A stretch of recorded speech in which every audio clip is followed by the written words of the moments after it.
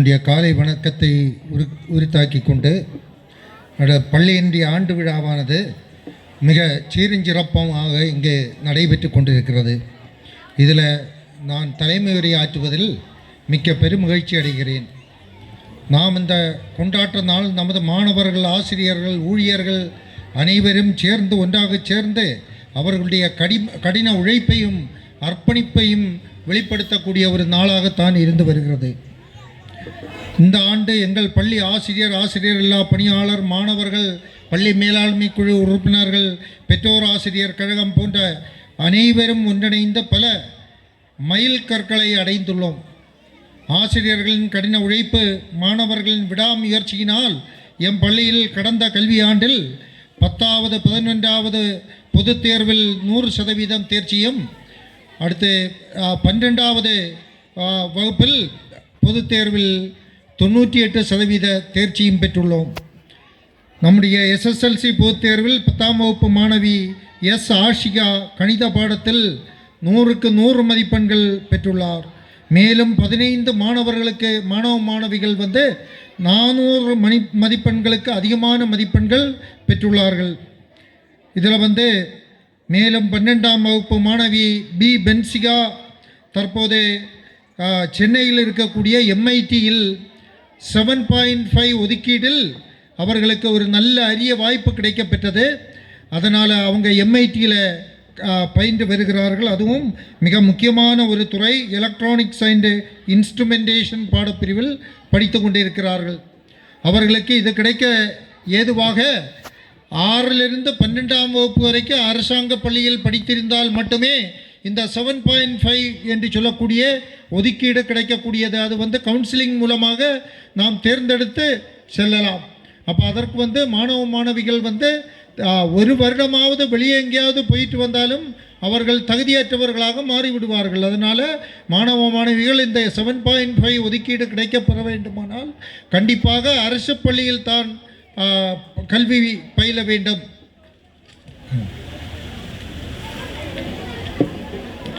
அனைத்து ஆசிரியர் பெருமக்களினுடைய மாணவர் செல்வங்களையும் நான் இந்த நேரத்தில் மிகவும் பாராட்டுவதற்கு கடமைப்பட்டுள்ளேன்.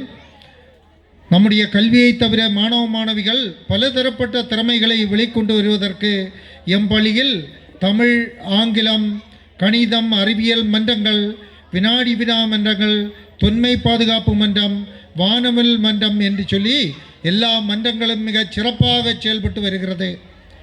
மாணவர்களின் மனதில் சேவை மனப்பான்மையை கொண்டு வருவதற்காக சாரணியர் இயக்கம், இளம் செஞ்சிலுவை சங்கம், இந்த மாதிரிப்பட்ட இயக்கங்கள் சிறந்த முறையில் செயல்பட்டு கொண்டு இருக்கிறது. இயற்கையை பேணி பாதுகாத்தல் மற்றும் இயற்கை வளங்களை மேம்படுத்துதல் மாணவர்களின் கடமை என்பதை உணர்த்தும் வகையில் தேசிய பசுமைப்படை சிறப்பாக செயல்பட்டு வருகிறது. போதை இல்லாத மாணவர்களை உருவாக்குவதில் எம் பள்ளி முன்மாதிரியாக உள்ளது. மாணவிகள் போதையிலிருந்து நாம் மாணவிகளை கொண்டு சிறப்பாக ஒதுக்கி கொண்டு வர வேண்டும் என்றுள்ள எண்ணத்தில் நம்முடைய பள்ளிக்கூடத்திலும் நன்றாக செயல்பட்டு கொண்டிருக்கிறது. தேன்சிட்டு புது ஊஞ்சல் இதழ்கள் மூலம் மாணவர்களின் வாசிப்பு திறன் மெருகேற்றப்படுகிறது. ஒவ்வொரு ஆண்டும் கலை திருவிழாவில் மாணவர்களின் பங்களிப்பு ஆண்டுதோறும் அதிகரித்த வண்ணம் உள்ளது.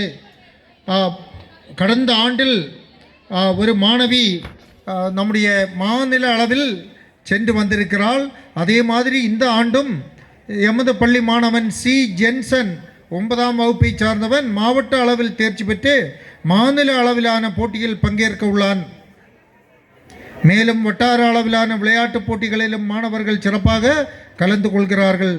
உயர்கல்வி வழிகாட்டுதல் சார்ந்த ஆன்லைன் அசஸ்மெண்ட் டெஸ்ட், மொழி ஆய்வகம் சார்ந்த பயன்பாடுகள், சிறார் திரைப்படம் போன்றவை சிறப்பான முறையில் நம்முடைய பாடசாலையில் செயலாற்றி கொண்டிருக்கிறது.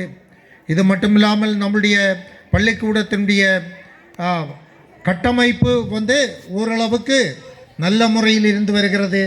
அதை நல்ல முறையில் பராமரித்து நம்முடைய வேண்டிய வசதிகளை, உரிய வசதிகளை நாம் செய்து கொண்டிருக்கிறோம். ஒவ்வொரு ஆண்டும் நம்முடைய கட்டமைப்பு வசதிகளை நாம் கொஞ்சம் கொஞ்சமாக அதிகப்படுத்தி கொண்டிருக்கிறோம். மாணவர்கள் தயவு செய்து வெளியே போகாதீங்க. சார் ஃபுட்டு வந்திருக்கு. சார் ஃபுட்டு வந்திருக்கு. ஃபுட் எடுக்க போகிறோம்.